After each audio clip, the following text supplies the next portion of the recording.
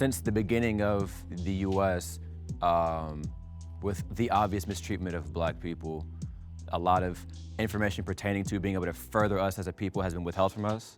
And more so recently, the information has been normalized to be pushed out, and this generation is really doing a lot to make sure that we are as gamed up as possible with all the tax information, with all that stuff, so we can no longer have those continuing circumstances of not having the information to be able to financially evolve as a people. But I also think that people need to really be on their P's and Q's with that stuff, because the more we sit around and don't go after this information, the more our situation continues to remain the same financially.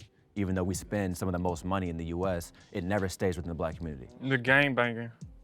Yeah. That gotta stop. Elaborate on that. Well, it's no point in gang banging no more. I mean, if you think about it, you gang banging, and then it got so bad where you know everybody that run black in prison is together, even if you from the enemy side, the op side, or anything. So if you go to prison, so if I supposed to gang bang, shoot somebody, and if I get caught and I gotta go to prison and get along with the people who I just slid on, it don't make no sense, and there's no money involved.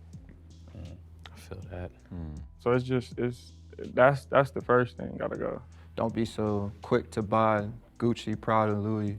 Like, I mean, I'm not one to speak myself. I got Ricks and Subi on, but at the same time, like, if one of the homies has a brand, you should be going to go buy that, you know? I feel like a critique is just, my little brother is, he's at a HBCU, a small one in Oklahoma, and nothing against like the school or anything of the people who's around, but I feel like the ideas and like the mindsets that he's been around from his early childhood and whatnot, because have been just like not open-minded to new possibilities. Opportunities are out there. We just got open-minded to it and try to figure out what works for us.